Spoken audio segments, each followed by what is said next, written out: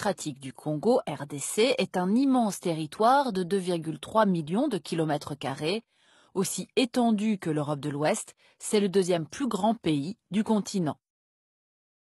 Avec cette position centrale, la RDC compte de nombreux voisins. À l'ouest, la République du Congo, au nord, la République centrafricaine et le Sud-Soudan, à l'est, l'Ouganda, le Rwanda, le Burundi et la Tanzanie, et enfin les deux pays voisins frontaliers du sud, la Zambie et l'Angola.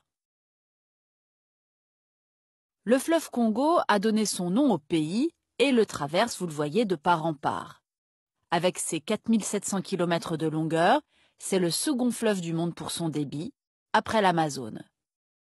Environ 60% du territoire de la RDC est couvert d'une forêt tropicale dense qui fait de ce pays une réserve exceptionnelle de CO2 et de biodiversité pour la planète. Mais cette vaste zone forestière est peu propice au peuplement. Le pays ne compte que quelques 80 millions d'habitants, soit l'équivalent de la population allemande. Ce vaste territoire est difficile à contrôler par le pouvoir central.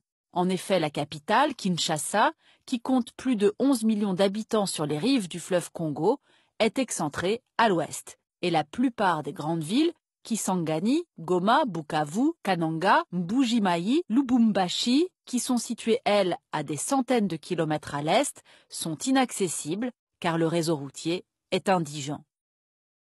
De plus, le pays est quasiment enclavé et très dépendant des infrastructures de ses voisins pour ses exportations. Car le Congo dispose d'innombrables ressources minières, on l'a dit, en particulier dans l'est du pays. Commençons par le cobalt, un métal indispensable à l'industrie électronique, dont le pays possède les plus grandes réserves mondiales, et le cuivre, dont la RDC est le premier producteur africain, tous les deux dans la région méridionale du Katanga. On y trouve également du plomb, du zinc et du manganèse. Les mines d'étain, ensuite, se déploient dans tout l'est, regardez, et les mines d'or, du Kivu à l'Ituri, tout au nord. Le Kivu possède aussi des réserves de colombo-tantalite, le coltan, on aura l'occasion d'y revenir. Les diamants, eux, sont surtout exploités au Kasaï. Et puis il y a aussi les richesses énergétiques, du charbon et de l'uranium à l'est toujours, et du pétrole offshore à l'embouchure du fleuve Congo. Or, toutes ces ressources suscitent des rivalités de pouvoir depuis la naissance du pays jusqu'à aujourd'hui, et c'est ce qu'on va voir maintenant. En février 1885, à la conférence de Berlin, les puissances européennes se partagent l'Afrique. Le roi des Belges, Léopold II, qui a financé l'exploration des rives du Congo, acquiert des droits privés sur un territoire 80 fois grand comme le sien. Il en attribue une partie à des compagnies commerciales et exploite directement le reste. Travail forcé, amputation, villages rasés, tortures et massacres seront le lot quotidien des autochtones. Le bilan de la conquête s'élèverait à plusieurs millions de morts.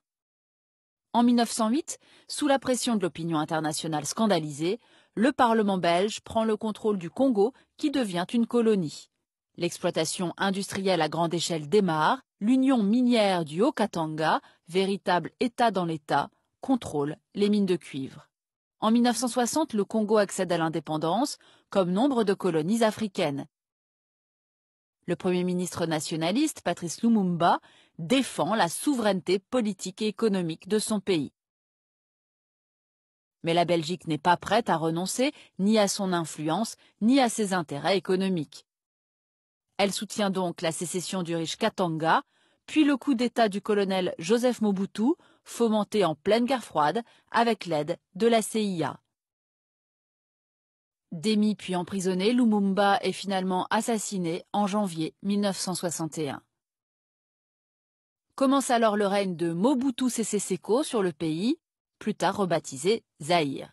Il va durer 32 ans de prédation et de pouvoir absolu.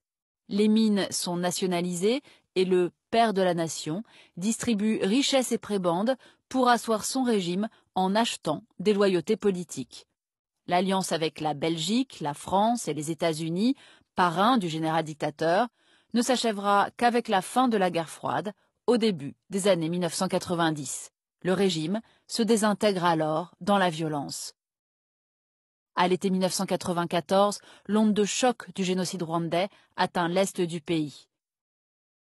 800 000 Hutus se réfugient au Kivu après la victoire des forces armées Tutsis et la chute du régime génocidaire à Kigali. Parmi eux, des miliciens et combattants Hutus, responsables des assassinats de masse des Tutsis et qui n'ont pas renoncé à se battre. La guerre entre Tutsis et Hutus se déplace alors sur le sol congolais. En 1996, le Rwanda, le Burundi et l'Ouganda soutiennent une coalition rebelle contre Mobutu. Dirigée par Laurent Désiré Kabila, elle renverse le vieux despote en 8 mois. Ces forces armées massacrent des centaines de milliers de réfugiés Hutus, un crime contre l'humanité, selon la commission d'enquête de l'ONU à l'époque. Mais la fin du règne de Mobutu ne va rien changer pour les Congolais. L'accaparement des richesses du sous-sol, la violence et la corruption généralisée continuent. C'est désormais le clan Kabila qui gouverne sans partage le Zaïre, devenu entre-temps la République démocratique du Congo. En 2001, Laurent Désiré est assassiné et remplacé par son fils Joseph Kabila, toujours en poste en 2018 et qui s'est constitué un empire estimé aujourd'hui à plusieurs centaines de millions de dollars. Et c'est ce qu'on va voir maintenant. Un empire constitué de banques, d'entreprises privées, d'exploitations agricoles et bien sûr de mines de cuivre, de cobalt, mais aussi d'or et de diamants. Et puis la Gécamine, la Société nationale des mines qui distribue les permis d'exploitation aux grands groupes européens, américains et chinois, permettent au régime Kabila de détourner des centaines de millions de dollars, selon l'ONG Global Witness. Et pendant ce temps-là, le pays est ravagé par des guerres permanentes depuis 20 ans. L'objet principal de ces conflits, le contrôle des richesses minières.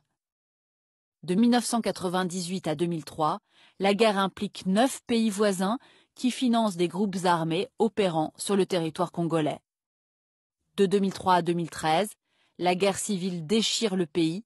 L'armée congolaise et les milices pro-gouvernementales affrontent de puissants groupes rebelles, armés et financés par le Rwanda et l'Ouganda, les deux bords, massacrant au passage les populations civiles. On estime que ces conflits oubliés auraient fait au total environ 6 millions de morts jusqu'à aujourd'hui. En 2018, des centaines de groupuscules opèrent toujours au Maniema, en Ituri, au Katanga, au Kasaï et au Kivu. Le Kivu précisément, qui cristallise depuis 20 ans toutes les convoitises et toutes les tensions. Ce Kivu qui regorge de minerais, en particulier le coltan, qui sert entre autres à la fabrication de nos téléphones portables. 80% des réserves mondiales sont situées sur ce territoire. Le Rwanda, en armant des combattants pour contrôler et exploiter ces mines, a pu engranger les recettes d'exportation du précieux minerai de son voisin pendant de nombreuses années. Le déploiement de 18 000 casques bleus de l'ONU en RDC, sa plus importante mission de maintien de la paix dans le monde, n'a pu empêcher ni la prédation, ni les innombrables exactions contre les civils, en particulier le viol, une arme de guerre et de terreur. Résultat, une immense majorité de Congolais n'a jamais profité de ces richesses. Le pays est tout en bas de l'échelle mondiale pour son indice de développement humain, 176e rang sur 188 en 2016.